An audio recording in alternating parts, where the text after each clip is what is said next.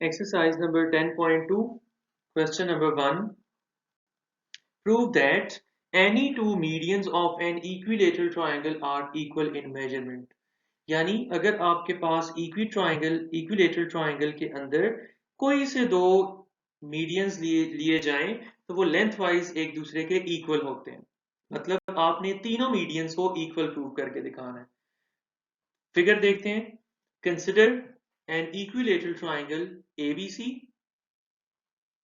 इसमें जो first side है हमारे पास BC, उसका मीडियन हम ड्रॉ कर देते हैं और ये जो मीडियन है वर्टेक्स A से शुरू होके ऑपोजिट साइड BC को फर्ज करो पॉइंट D पे टच करता है। फिर सेकंड साइड AC का मीडियन हम ड्रॉ कर देते हैं और इसको हम लेबल कर देते हैं एज PE। ये मीडियन क्या होता है इसके लिए आपने लेक्चर नंबर 9 देखना है और मीडियन का कंसेप्ट आपका क्लियर होना चाहिए। आखिर में हम साइड AB का मीडियन ड्रॉ कर देते हैं और हम सपोज करते हैं कि AB को टच करता है एट पॉइंट F। इसके बाद है आपने अब इन तीनों मीडियंस को इक्वल प्रूव करके दिखाना है। यानी इस थ्योरम में हमें प्रूव करके दिखाना है कि अगर पहला मीडियन हो BE, दूसरा मीडियन हो AD, तीसरा मीडियन हो CF, तो ये तीनों इक्वल होते हैं लेंथ वाइज। ऐसा आपने इस थ्योरम में प्रूव करके दिखाना है। गिवन देखो, सबसे पहले हमें गिवन है कि this triangle ABC is an equilateral triangle. इस बात को यहाँ गिवन की हेडिंग के नीचे मेंशन कर देते हैं, triangle ABC is an equilateral triangle. अब चूंकि ये इक्विलेटरल है तो इसकी तमाम साइड्स भी इक्वल होंगी, यानी side AB, BC and CA will all B equal. इस बात को भी हम मेंशन कर देते हैं यहाँ पे कि BC and CA are congruent. उसके बाद अगर साइड्स इक्वल हैं तो उनके ऑपोजिट वाले एंगल्स भी इक्वल होते हैं। देयरफॉर इक्विलेटरल ट्राइंगल में तमाम साइड्स और तमाम एंगल्स भी इक्वल होते हैं। तो थर्ड पॉइंट में हमने मेंशन कर दिया measurement of angle A, angle B and angle C are all same.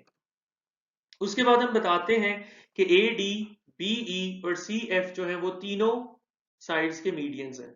यहाँ पे याद रहे आपको कि यहाँ पे जो AD है it is the median of side BC। फिर आपको ये भी याद रहे कि BE is the median of side AC, it is the median of side AC। और आखिर में CF is the median of side AB। उसके बाद टू प्रूव क्या है, हमें प्रूव करके दिखाना है कि ये जो तीनों मीडियंस हैं ये लेंथ वाइज इक्वल होते हैं, सबकी लेंथ एक जैसी है। अगर पहला 2 सेंटीमीटर है तो बाकी भी 2 सेंटीमीटर लॉन्ग होंगे। तो 3 मीडियंस आर कॉन्ग्रुएंट, यानी हमें प्रूव करके दिखाना है AD, BE and CF are equal. इसके बाद है नेक्स्ट हमारे पास प्रूफ। प्रूफ के लिए यहां पर हम दो ट्राइंगल्स कंसिडर करते हैं। जोन सी ट्राइंगल्स हमने कंसिडर करनी है उनको जरा हम हाईलाइट कर देते हैं। एक हम लेंगे ये वाली ट्राइंगल ADC, एक ये वाली होगी ट्राइंगल ADC, और इसके साथ इसकी करस्पॉन्डेंस हम एक और डिफरेंट ट्राइंगल्स के साथ लेंगे, उसको हम डिफरेंट कलर से हाईलाइट कर देते हैं। ये जो है ट्राइंगल आपके पास BEA। BEA वाली ट्राइंगल कौन सी है, ये वाली ट्राइंगल बन रही है जिसको ब्लैक शेड हम कर देते हैं। अब इन दोनों ट्राइंगल्स की करस्पॉन्डेंस हम लेंगे, उसकी वजह से हम इन दोनों को एक दूसरे के कॉन्ग्रुएंट प्रूव करवाएंगे और कोई से दो मीडियंस आपके पास इक्वल आ जाएंगे। ठीक है, तो अब आगे देखते हैं जरा। Consider the correspondence between triangle ADC and triangle BEA। इन दोनों में जरा हम देखते हैं कि इनके कौन कौन से एलिमेंट्स हैं जो इक्वल हैं। सबसे पहले हम देखते हैं कि आपके पास साइड AE हो या DC हो, ये दोनों इक्वल हैं। क्या कहा मैंने, ये A से लेकर E तक वाली साइड हो या D से लेकर C तक वाली साइड हो, ये दोनों करस्पॉन्डिंग साइड्स इनकी इक्वल है। रीजन क्या है, आप देखो कि हमारे पास जो है गिवन है कि AC is congruent to BC।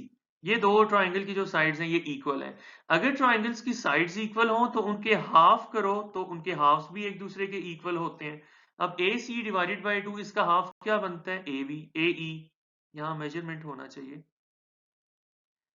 तो AE will be congruent to BC का हाफ क्या बनता है, DC। तो ये दोनों इक्वल है। इस बात का आसान मतलब ये है कि अगर ये दो लाइन सेगमेंट्स जो इक्वल हैं, ये भी 4 सेंटीमीटर, ये भी 4 सेंटीमीटर, जब इसका हाफ करेंगे तो वो भी 2 बनेगा, इसका हाफ करोगे वो भी 2 बनेगा। अगर पेरेंट लाइन सेगमेंट्स इक्वल हैं तो उनसे निकलने वाले हाफ्स भी एक दूसरे के इक्वल होते हैं। इसकी रीजन यहाँ पे हमने मेंशन कर दी कि equal sides have equal halves.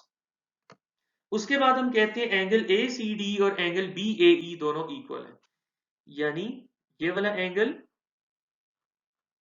Equal है इस एंगल के। ये दोनों एंगल्स क्यों इक्वल हैं? क्योंकि इक्विलेटरल ट्राइंगल है, उसमें हमें गिवन है कि सब एंगल्स इक्वल हैं। इक्विलेटरल ट्राइंगल है ना, तो सब एंगल्स इक्वल हैं और हर एक की मेजरमेंट इक्विलेटरल ट्राइंगल के अंदर 60 डिग्रीज होती है। Next is AC is congruent to AB। ये साइड हमें गिवन है, AC is congruent to AB हमने मेंशन कर दिया। अब देखो जरा आप कि यहाँ पे हमारे पास दो साइड्स इक्वल हैं और उनका इंक्लूडेड एंगल भी इक्वल है। हम जरा इस बात को वेरीफाई कर लेते हैं कि एंगल इंक्लूडेड है या नहीं है। ये साइड ये साइड DC कॉन्ग्रुएंट थी इस साइड AE के। फिर उसके बाद ये जो पूरी साइड है AC, ये कॉन्ग्रुएंट है इस साइड AB के, ठीक है। और फिर इन दोनों का साइड्स का ये वाला जो इंक्लूडेड एंगल है ये इक्वल है ऊपर वाली दोनों साइड्स के इंक्लूडेड इस वाले एंगल A के। तो दो साइड्स और इंक्लूडेड एंगल बना। साइड एंगल साइड पोस्टुलेट की मदद से अब ये दोनों ट्राइंगल्स जो हम लिख सकते हैं कि दे आर कॉन्ग्रुएंट। यहाँ पे गलत लिखा हुआ है, SAS होना चाहिए था, अब ये मैंने दुरुस्त कर दिया। अब चूंकि ये दोनों ट्राइंगल्स कॉन्ग्रुएंट हो चुकी हैं एक दूसरे के, देयरफॉर इनकी ये जो करस्पॉन्डिंग साइड्स होंगी वो भी कॉन्ग्रुएंट होंगी। यानी अगर यहाँ से AD पिक किया जाए तो इसकी करस्पॉन्डिंग साइड बनती है BE। तो now we can write AD is congruent to BE because both are the corresponding sides of two congruent triangles. अब ये जितना प्रोसीजर यहां तक हमने किया है, इस सारे को बाकी दोनों ट्राइंगल्स के ऊपर रिपीट करके हम सिमिलरली प्रूव कर सकते हैं कि BE is congruent to CF. Similarly, we can prove that BE is congruent to CF. अगर आपका कोई एग्जाम हो रहा है, कोई टेस्ट हो रहा है, उसके अंदर भी आपने बिल्कुल ऐसे ही लिखना है जैसे ये शो किया गया है। ऊपर वाले प्रोसीजर को इन दोनों के लिए रिपीट करने का कोई फायदा नहीं है। अब देखो इक्वेशन 1 और 2 के अंदर क्या चीज कॉमन है?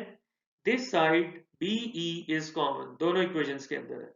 तो यानी AD is equal to BE and BE is equal to CF. तो by the comparison of 1 and 2 we can write ये तीनों जो आपके पास मीडियंस हैं AD, BE और CF एक दूसरे के इक्वल हैं।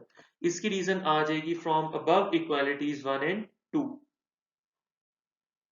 इस थ्योरम का प्रूफ कंप्लीट हुआ। इसके बाद नेक्स्ट स्लाइड पे हम लोग MCQ सॉल्व करेंगे। फर्स्ट MCQ है a line segment bisecting a side of a triangle is called bisector. Next MCQ है each triangle has only dash medians. हर ट्राइंगल के अंदर 3 मीडियंस होते हैं।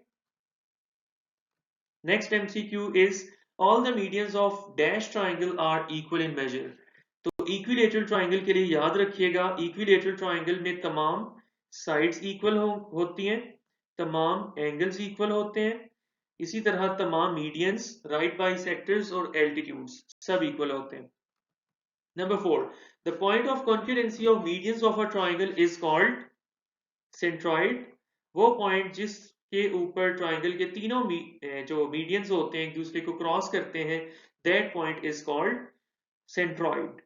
वेयर एज ट्राइंगल के अगर राइट बाइसेक्टर्स ड्रॉ किए जाएं उनके पॉइंट ऑफ कॉन्करेंसी को सर्कमसेंटर बोला जाता है, और अगर ट्राइंगल की साइड्स के ऊपर एल्टीट्यूड्स ड्रॉ किए जाएं तो एल्टीट्यूड्स के पॉइंट ऑफ कॉन्करेंसी को ऑर्थोसेंटर बोला जाता है। ये तीनों बड़ी इंपॉर्टेंट डेफिनेशंस हैं, आपको आनी चाहिए।